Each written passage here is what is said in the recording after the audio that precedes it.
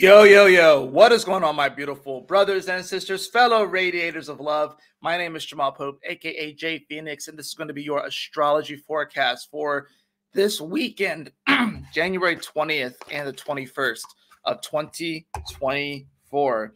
Thank you so much for joining me in this video. Hopefully, you guys had a wonderful week, and I hope that you guys have a wonderful weekend. I know it's going to be a powerful one. I know it's going to be a very transformative one. I've been talking about this weekend all week. I've been talking about this weekend literally all week. And I know it may sound like a broken record for some of you guys and stuff, but that's just how powerful this weekend is, right? Wiping my glasses off. It's a lot clearer now. I love that. I love that. Anyways, let's go ahead and hop into these astrological transits so you can be better prepared to navigate these celestial energies. Yep. Well, we are here. We are at the sun entering into Aquarius and the moon entering into Gemini, and then Pluto entering into Aquarius. And then, of course, on Sunday, we're going to see Mercury exit its shadow at 9 degrees. We're also getting ready for this next Monday and Tuesday when the moon will enter into Cancer and Venus will enter into Capricorn. So we are definitely moving into a very powerful shift right now. Friday, Saturday, and Sunday, 19th through the 21st. This is the start to the new year, in my humble opinion. This is when 2024 really kicks off. Now, let's go ahead and hop into the chart itself.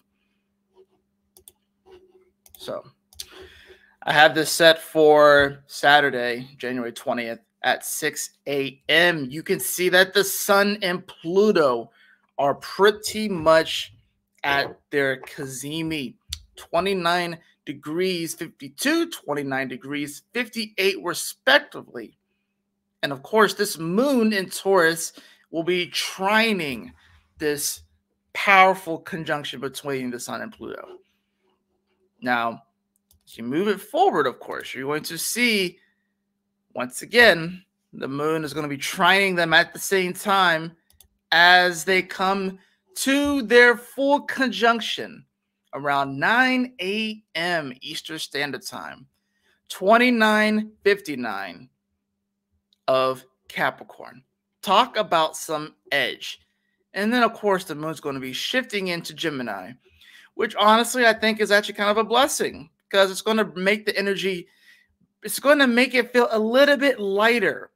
But because this is Gemini, emotionally, people may be split here, right?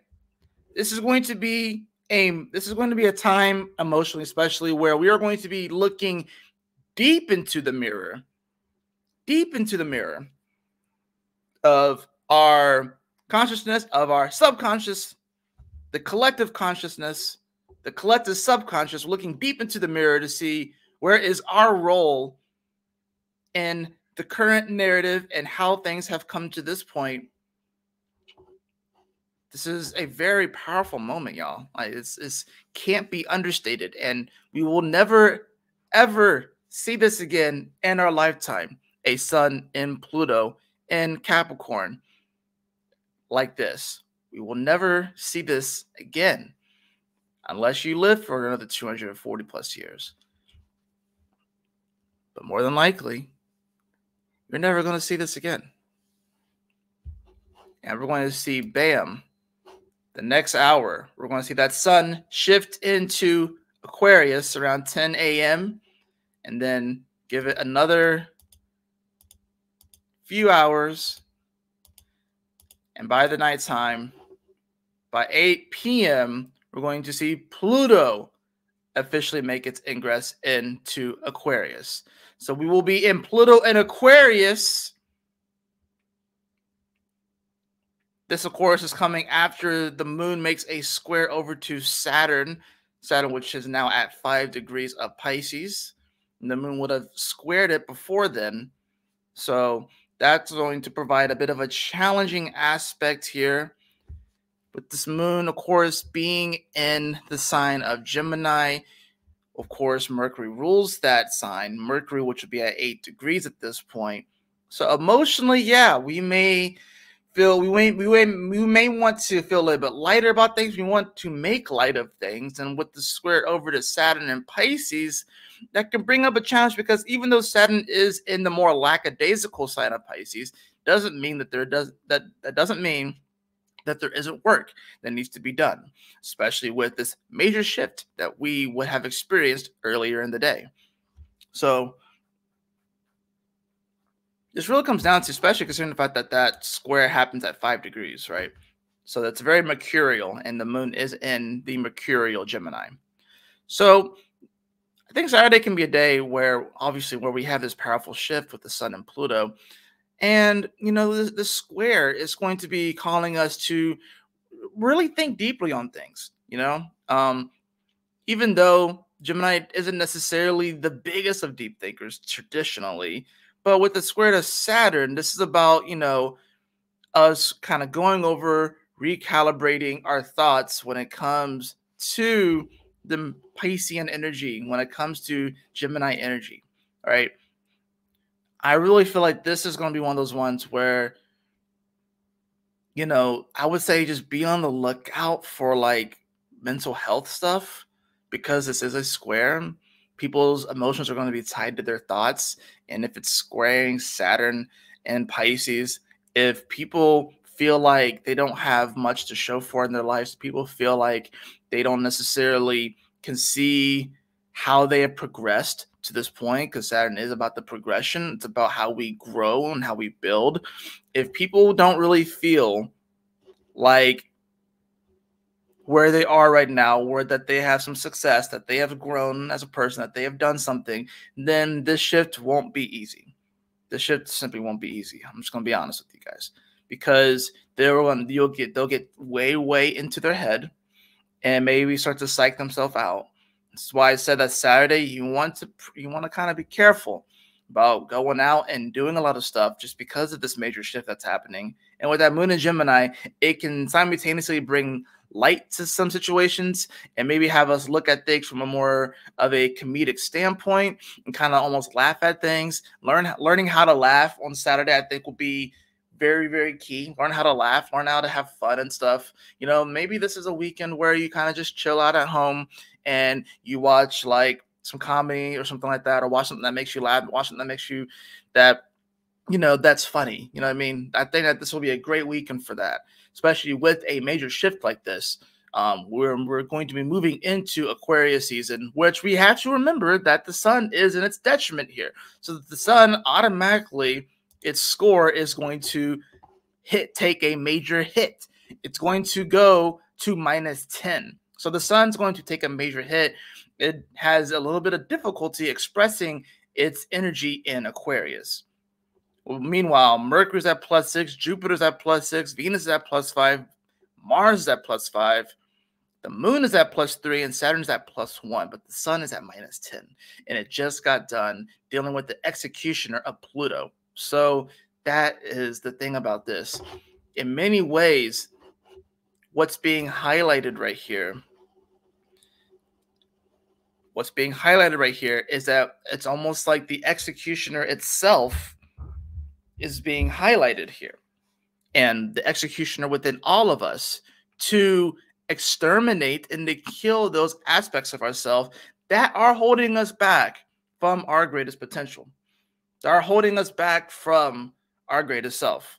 And with a moon that is enshrined to this energy, but then it ends up squaring Saturn right after the trine. Yeah, that's a harmonious aspect between the moon and Taurus and this trine and this giant conjunction happening at the end of Capricorn. And it helps that moon is in its exaltation. That's the beautiful thing. And it's in the decan ruled by Saturn, which Saturn rules Capricorn. So there's like, it's, oh my gosh, how do I, it's just like,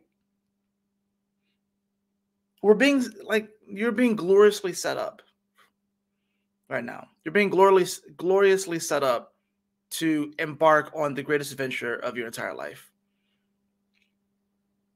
And for you to manifest the life that you never even thought was possible. But it's going to require, this is a great shedding process. This is a great transformative process. This is a great phoenix rising from the ashes kind of process. And what's going to happen with this phoenix is going to rise into the area of Aquarius, because that's where the sun is moving now. But remember, the sun is in its detriment here. It has difficulty expressing itself here, right? So it's about like, okay, how can I find my unique self and express my unique self amongst this collective, right? How can I take these larger cosmic principles and integrate them so it makes sense? You know, how do I communicate that? Aquariuses have a tendency to they come up, the way that they think is seriously different. It really is different, Aquarius energy, right? If there was an autistic sign, if you will, like a high functioning autistic sign, it probably would be Aquarius out of all the 12 signs, because they simply think differently. Their thoughts are on a different wavelength. But that's because they have such high cosmic knowledge that is flowing through them. And for them to try and translate that into this reality is very, very difficult. To try to translate that information into this world is very, very difficult. That's why the sun is detriment here. It's difficult for them to translate that information, that light, if you will, to translate it so people can understand what the hell's coming out of their mouths. But generally, these people are geniuses. They're super smart. They do care about people. Of course, they care about humanitarian stuff, right? But the other thing about Aquarius is that Aquarius, while it does rule individuality and being a rebel and going against the grain, simultaneously, it can get a little bit cultish. It can get a little bit to where this whole idea that if everyone is like this way, then maybe we can create a better world, if you will. It's sort of like the thing where it's like someone may create a society, if you will, and maybe their intentions are seemingly pure, but then they still guide people into this sort of weird pocket of consciousness where they conform to certain ideals. That's the weird thing about this, right? There's a conformity aspect. We got to remember with Aquarius's 11th house is Sag, right? So when it comes to like their beliefs and their ideals, they go about it in a very Aquarian-like way. Aquarius as well. So they can appreciate someone that may rebel, but also at the same time, if they really believe that whatever it is best for humanity, they can't comprehend why everyone else wouldn't just follow it. That's the weird thing about it. And if it's negatively aspect this 11th house, then if it's negatively aspected this 11th house Sag energy to the sun in Aquarius, then this is when you get runaway religious cults and different things like that, right? Venus is here in Sag, so Venus is in the 11th house to the sun. So there is, and remember, Venus is coming off of that square to Neptune as well. So there's an element here where, you know, we have to learn how to receive and accept other people for their beliefs and their unique self, and realize that not everyone is going to approach God in the same way. There are many paths to God, and I think that that's what this is going to be teaching us. That's what this time is going to be teaching us, is that there's not just one or two or three paths. There's not just one path to God. There are many paths to God. Now, for you, there's only one path to God, and that's through your own heart and your own self, right? It may mirror or maybe rhyme or synchronize with someone else's because y'all may do similar things or believe in similar things, but truthfully, there's only one path to God, and that's through you. But there's billions of us here, which means that there are billions of paths to God. That's the thing about this, right? So we're going to see that on Saturday. We're going to see that Pluto move into Aquarius. And we have to remember, too, with this Pluto in Aquarius, is that last year, Pluto was only in Aquarius for a short amount of time. We got like a slight little taste. We didn't even get served Pluto in Aquarius. That was just the cook of the universe, if you will, just giving us a little taste, right? Just a little taste. Now we get the appetizer. No, it's not even the full course meal yet. It's not even the first meal, right? We're just getting like a little appetizer. This is gonna be like a little salad, but it's different than it will be from last year.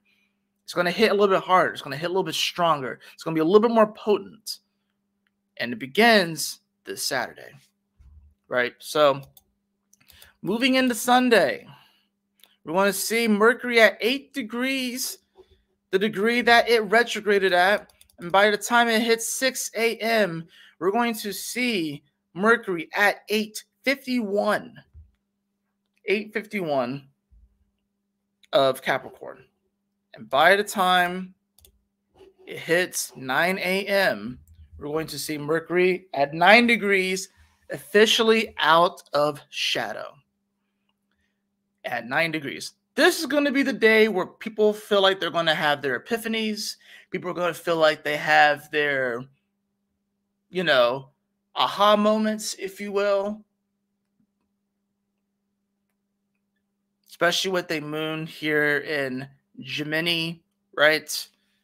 This is going to be one of those moments where people are going to be like, I get it now, right? The sun will officially click into Aquarius. It'll be at 1 degrees of Aquarius. Pluto will be at 0 and 1 minute of Aquarius. So this major shift, this major turn has occurred. You continue to move this throughout the day. You're going to see this moon make some aspects over to Chiron. It made a quincunx over to Mars earlier in the day, right? But you're going to start to see it make some aspects. It won't quite get to squaring Neptune.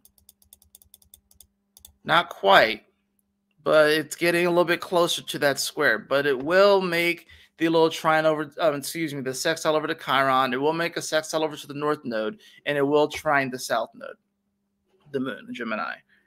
And of course, like I said, this is going to be a time with the Moon, Gemini. Gemini moons typically are a little bit lighter and stuff like that. Typically, it brings about a bit of a, kind of like I kind of feel like it's like a happy-go-lucky kind of energy, generally. But also the thing is that a lot of times our thoughts, stuff like that, will be triggered by our emotions and stuff. Also, we've got to remember the moon is the subconscious and also can represent where our desires may be at the moment. It can represent what our heart may want. So the heart here in Gemini is going to be wanting connection. It's going to be wanting communication. It's going to be wanting to connect with people, especially when it's in that decan of Venus, the decan ruled by Venus, and that's going to be the decan, of course, that is making the sextile to Chiron, the sextile to the North Node, and the trine to the South Node. So there's going to be this desire to want to connect. Our hearts are going to want to connect, but it's going to be interesting because this Chiron, like I said, this is the seat of our superpowers. This is the seat of superpowers that have evolved from some sort of trauma or pain in the past when it comes to who we are and expressing ourselves. And then, of course, the North Node is here. So there's going to be this aspect where there's going to be an opportunity for us to connect with somebody and maybe even to show this aspect of ourselves, to kind of show where we're going, to kind of show our true, raw, unauthentic self, and hopefully be accepted and embraced for that aspect of ourselves, right? Of course, the moon will be trining over to the South Node, so that brings up a harmonious aspect too, to where, let's look at the positive aspect of this. This can be you connecting with someone that you didn't think that you would be able to connect with, right? Maybe you being able to finally strike that balance and harmony with somebody that you just didn't think was ever going to happen, And I think this is going to be an exercise in trust that we can open up in this aspect and receives, like, what, the way that you can connect, if you will, is like, maybe we don't see eye to eye, maybe we don't have the same ideologies, maybe we seemingly just don't seem like we really match or go together, but there's still something that unites us, and that's the fact that we are human. That's the fact that, just like anybody, we need food, we need water, we need shelter, we need love, we need air. There are certain things that we need, and that is what ultimately unites us. So that is where we can find that common ground in life. And, that's really what this is about. I think the sun going into Aquarius is going to help us to start to try and find the common ground in life. And of course, there's this element of people wanting to rebel and kind of wanting to go against the grain a little bit more. But it's interesting how the sun in Aquarius simultaneously rules the rebel and individuality, but can also rule like large swaths of people moving in a direction and kind of being controlled by like a hive mind, if you will. You know, it's like the little green men in Toy Story, right? Very Aquarian energy. Very Aquarian energy, right? So they're actually aliens too. So that's the thing about this. So, you know, some of you guys may awaken telepathic abilities during this time too. I know that generally whenever the moon goes into Gemini, telepathic abilities are a little bit more highlighted and come a little bit more forward. And when the sun goes into Aquarius, it's kind of a similar thing, but the moon here in Gemini is going to kind of allow that to come forward a little bit more. Of course, we're going to see Venus, which will be coming into Capricorn very shortly after this as well. Mars still climbing the mountain here in Capricorn, is exalted here, so it is feeling good as far as that goes. It is going to be coming into a square with Chiron shortly, so we do have that energy coming up. But overall, you can see that this is going to be a very, very powerful weekend. And Sunday, like I said, it's going to be sort of like that aha moment. Friday and Saturday is sort of like the breakthrough moment, breakthrough, break God kind of moment. Like we break through to God and we're like being squeezed through this very highly pressurized tube. And then Sunday's going to be the day where we kind of come out and we have like that collective sigh of relief that we made it through this.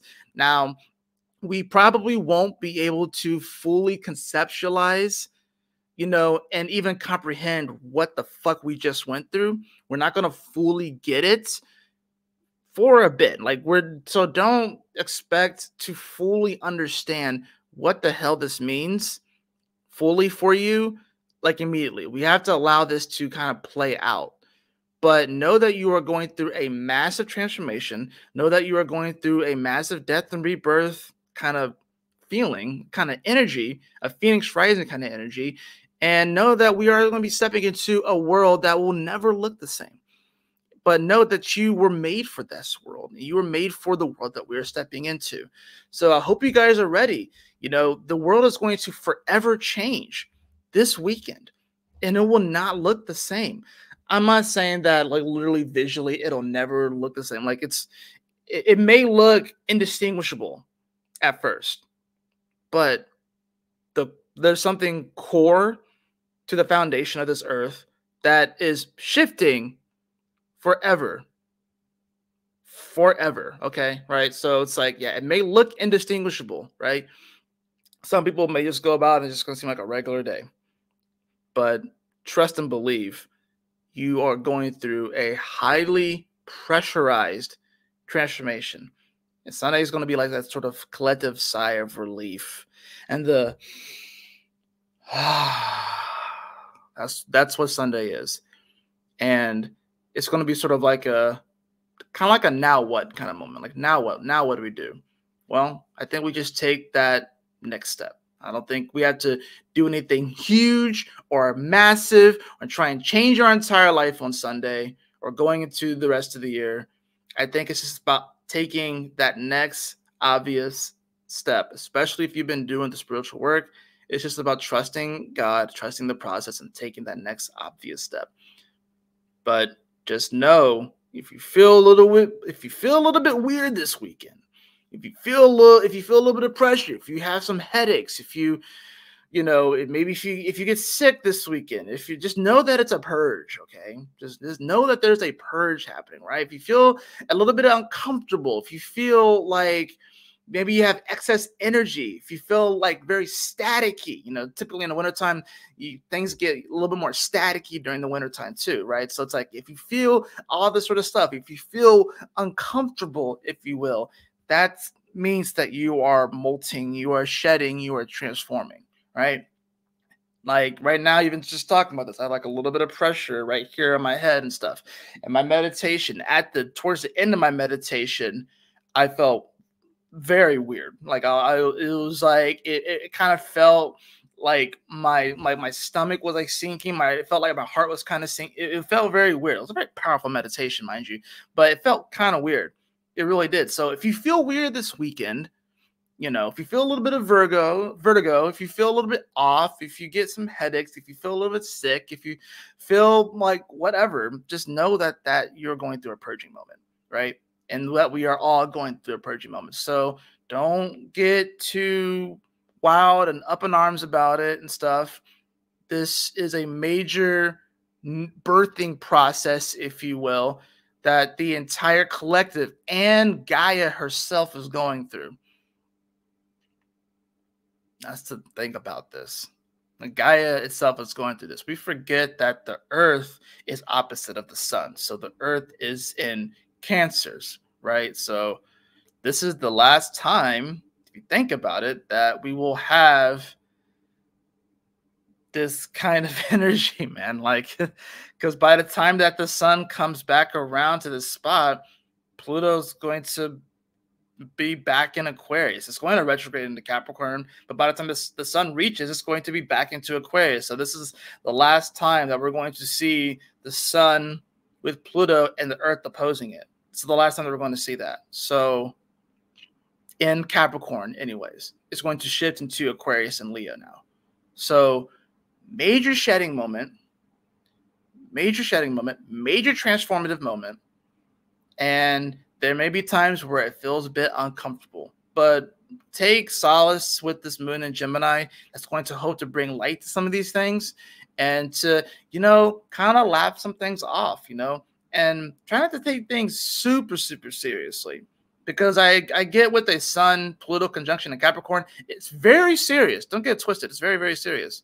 But the moon in Gemini is going to want to bring a little bit of lightness to it. So it's not super, super, super fucking serious. There's a reason why the moon goes into Gemini during this time. There's no mistakes in the universe, no mistakes in the astrology. It's designed this way. You can only imagine if the moon was like in Virgo or something like that, or or Scorpio. Jesus Christ, that'd be people would actually lose their minds if the moon was in Scorpio during this time, right? So, like, you got this. You'll make it through. I promise. I know it's gonna be a bit crazy and stuff, and I hope that this even makes sense and stuff like that. Hopefully, just my animation overall just is enough to convey to you what the fuck is going on this weekend. All right.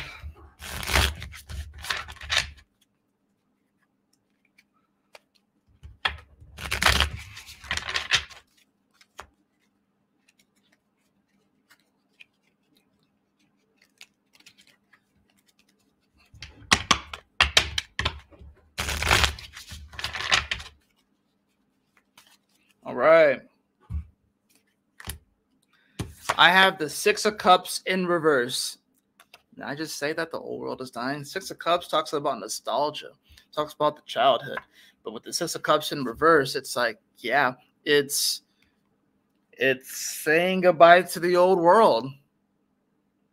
Not that, you know, you can't ever after this point go back and enjoy things from your past, stuff like that. I'm still going to, you know, have the nostalgia and want to enjoy things from my past, my childhood and stuff like that too. But this is simply just like the old world, the way that we see it, right?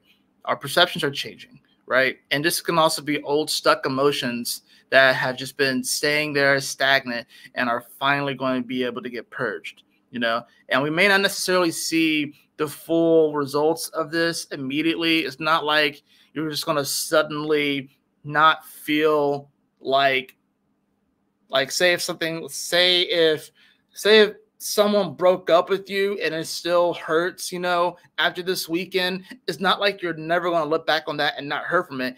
It'll probably hurt less, but at least know that the initial healing, the initial transformation has occurred. It may just take some time for it to catch up, right? And actually reveal itself to you, if you will. I also have that followed by the Queen of Swords in reverse, right? So, yeah, you're not going to have the full picture, right? You're not going to have the full picture. So don't try and force a certain thought. Don't try to force a certain ideology this weekend. Don't try and force a certain understanding. Don't try to logic your way out of this. you know, that's not really what this is about. You can't logic your way out of this, right? I think a lot of people are going to try and conceptualize, try to figure out what the hell's going on this weekend and try and come at it from a wholly scientific standpoint. There has to be a merging of the scientific and the spirituality. So because there has to be a merging of it. So trying to just go at it and just try and like completely conceptualize it and completely have like an idea of what's going on and stuff like that, we have to let go and let God in many ways. Bottom of the deck, I do have the 8 of Wands. So we are rocketing off into a new world, and things are going to start to move hella fast. Things are about to move hell of fast. The energy is shifting. It is moving. It is speeding up. The transformation is occurring, whether we like it or not. Whether we like it or not, this transformation is occurring. So the old world, old emotions, they are falling away. It is done. It is time to move on. And any type of outdated thoughts or beliefs about this, don't try and control your thoughts this weekend. Don't try and control your thoughts this weekend. Just allow your thoughts to kind of just flow. Allow your thoughts to flow. Same with your emotions. Allow your emotions to flow. Try not to just stay stuck on the same. If there's a moment of anger that comes up, fine. Sit in the anger, embrace the anger. Don't necessarily act on the anger unless you want to transmute it through exercise or hitting a punching bag or something like that. But don't just suppress the emotion either. Allow it to flow. Allow the thoughts to flow. Allow it to move. The 8 of Wands is about movement. It's not about stuck energy. It's about movement, right? 6 of Cups in reverse wants to hold on to a certain emotion. The Queen of Swords in reverse wants to hold on to a certain thought wave and that has some sort of authority in our life. Allow it to move. Allow it to flow. It is breaking apart right now. It is breaking apart, and we can't just allow it to just sit and stay stuck and stagnant, right?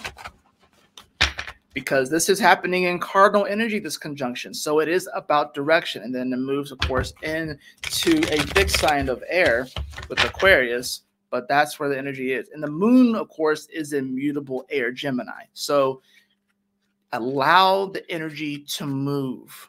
Allow it to flow this weekend.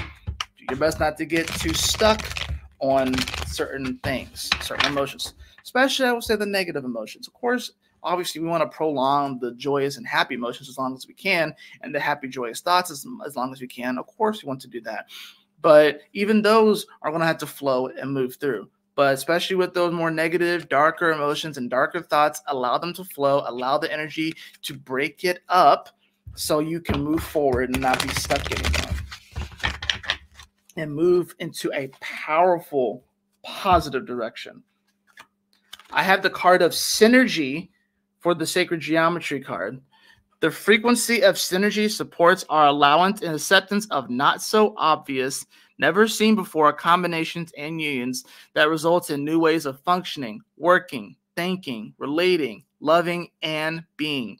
It reminds us to embrace the unfamiliar so that new, exciting co-creations can give birth to a new reality. That's where we are right now. I can't even say it better myself. That is literally where we are right now.